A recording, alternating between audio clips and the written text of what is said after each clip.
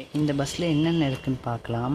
இந்த பஸ்ஸில் வந்து உங்களுக்கு பார்த்திங்கன்னா ஏறின உடனே உங்களுக்கு இந்த பஸ்ஸை பற்றின எல்லா டீட்டெயில்ஸுமே பார்க்கலாங்க. அங்கே தான் வந்து நீங்கள் வீல் சேர்லாம் எடுத்துகிட்டு வந்தீங்கன்னா பார்க் பண்ணுவீங்க. ஸோ அப்படியே பார்க் பண்ணிவிட்டு நீங்கள் இந்த சீட்டில் அப்படியே உட்காந்துக்கிற மாதிரி கொடுத்துருக்காங்க. அதுக்கு தான் அந்த ஸ்பேஸ், அவ்வளோ பெரிய ஸ்பேஸ் அதுக்கு தான். முன்னாடி கண்டக்டர் சீட் இல்லாமல் இருந்துச்சு. இப்போது கண்டக்டர்ஸ்லாம் கேட்டு வாங்கி இந்த சீட்டை இங்கே இந்த இடத்துல ஒரு சீட்டு போட வச்சிட்டாங்க போல இருக்குது. எஸ், பஸ்ஸு வந்து இன்னும் எங்கே போகுதுன்னே தெரில. ஃபஸ்ட்டு போர்டே போடல. நான் இந்த பஸ்ஸை பார்த்தோன்னே வீடியோ எடுக்கணும் அப்படின்னு நினச்சேன். ஏன்னா நம்ம ஆல்ரெடி வீடியோ எடுத்தோம். அந்த வீடியோ வந்து டெலிட் ஆகிடுச்சு. என்னென்ன சுச்சுவேஷனில் இருந்தேன்னா அப்போது சூழ்நிலை ஒரு சில பேர் தெரிஞ்சிருக்கலாம், ஒரு சில பேர் தெரியாமல் இருக்கலாம். ஸோ அதனால தான் இந்த பஸ்ஸை வீடியோ எடுக்கணுன்ட்டு உடனே இங்கே கிளம்பி வந்தேன் நான். ஏன்னா இங்கே தான் அதிகமாக இருக்கும் இந்த பஸ்லாம். ஸோ இப்போ இந்த பஸ் ஃபஸ்ட்டு எங்கே போகுதுன்னு பார்க்கலாம். பார்த்துட்டு அதுக்கப்புறம் நம்ம இந்த ரூட்டு எப்படின்னு பார்ப்போம். ஓகேவா? மெயினாக இந்த பஸ்ஸை கவர் பண்ணுறது தான், ரூட்லாம் கிடையாது. மெயினாக இந்த பஸ்ஸை கவர் பண்ணுறதுக்காக தான் நம்ம வந்துருக்கோம். ஓகேவா?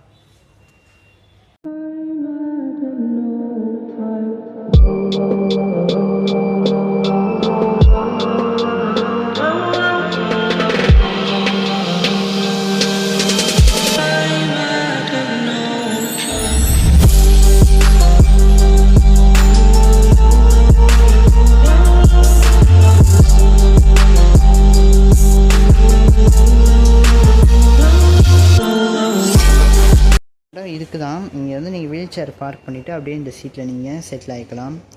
அதுக்கு தான் இந்த இடம். அதே மாதிரி வீல் சேரை ஏற்றுறதுக்கு இதை கீழே இறக்கிட்டால் அப்படியே வீல் சேர் ஏற்றிக்கலாம். இன்னொரு பஸ் இருக்குது, அது வந்து 6B. ஆனால் நான் அதில் போகல, ஏன்னா அது வந்து கூட்டமாக இருக்குது, வீடியோ எடுக்க முடியாது, அதனால் அதில் போகல. வந்து போர்டு இருக்குது பார்த்தீங்களா? இந்த போர்டில் உங்களுக்கு டிஸ்பிளே ஆகும். இந்த பஸ்ஸு எங்கே போகுது, என்ன நம்பரு எல்லாமே இங்கே டிஸ்பிளே ஆகும். பட் இங்கே வெளியும் சரி இங்கே உள்ளேயும் சரி போர்டு போடல. இந்த பஸ்ஸு எங்கே போகுதுன்னே தெரில. நம்ம இதிலே உக்காருவோம், நம்மளுக்கு இன்னும் டைம் நிறைய இருக்குது. ஸோ பஸ்ஸு எடுத்த உடனே இது என்ன நம்பரு, ஃபஸ்ட்டு எங்கே போகுதுங்கிறத பொறுத்திருந்து பார்க்கலாம். இந்த பஸ்ஸை பற்றினா இப்போ டீட்டெயில் பார்க்கலாம். இந்த பஸ் வந்து லோ ஃப்ளோர் பஸ். இது தாழ்த்தட பேருந்து அப்படின்னு சொல்லுவோம் தமிழில். இந்த பஸ் வந்து ஊனமுற்றவங்களுக்காக வந்து ஸ்பெஷலிக்காக இந்த பஸ் வந்து தயாரிச்சிருக்காங்க. இந்த வண்டி வந்து புதுசு இல்லையா, ஏற்கனவே எம்டிசியில் வந்து ஒரு 10-15 வருஷத்துக்கு முன்னாடி ஓடிட்டு இருந்த ஒரு பஸ் தான். இப்போ திரும்ப இந்த பஸ்ஸை வந்து சென்னையில் வந்து விட்டுருக்காங்க. ஸோ சூப்பராக இருக்குது பஸ்ஸு. அப்போலாம் எப்படி இருந்துச்சு நான் பார்க்கலப்பா, ஆனால் இப்போ பஸ்ஸு சூப்பராக இருக்குது. ட்ராவல் பண்ணும்போது இந்த இடத்துல சத்தம் வருதுங்க.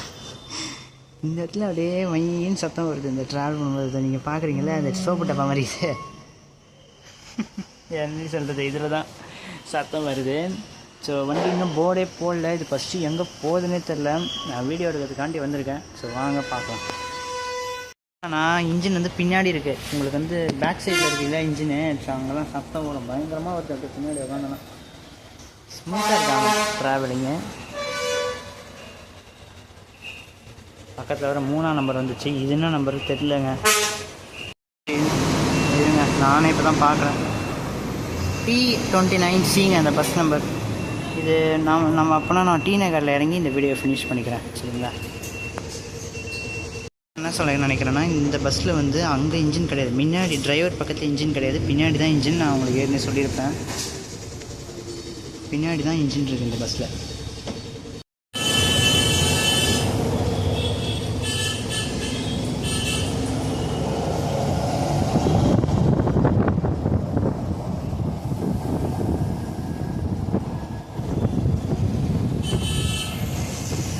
அப்படியே உங்களுக்கு அடையார்லாம் தாண்டி இப்போ வந்து இந்த பக்கம் பட்டினப்பாக்கம் சைடு போகுது பஸ்ஸு.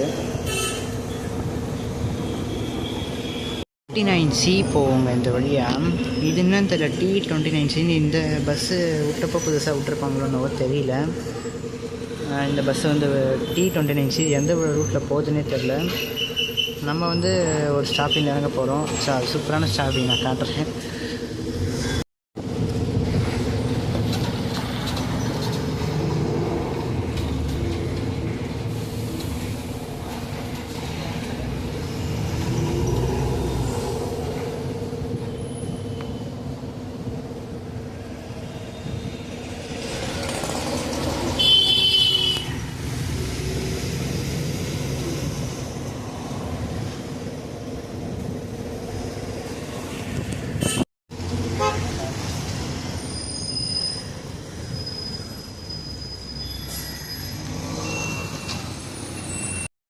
ஒரு நாள் வந்து 29C வந்து அந்த ரூட்டில் ஒரு நாள் பார்த்துருக்கேங்க. நான் ஞாபகம் இருந்து அந்த ரூட்டில் பார்த்துருக்கேன். அதனால் அப்படி போயிடும் போல இருக்குது அப்படின்னு நினச்சேன். பட் இதில் இல்லை, இது இந்த ரூட் தான். அதனால் டைவர்ஷன் எதுனா போயிருக்க மாட்டாவோ. இதில் உங்களுக்கு 29Aன்னு ஒரு பஸ் ஓடுது. அது கிடையாது, நான் இதை சொல்கிறேன். நான் ஆசைப்பட்டு இந்த பஸ்ஸு. ஓகேவா?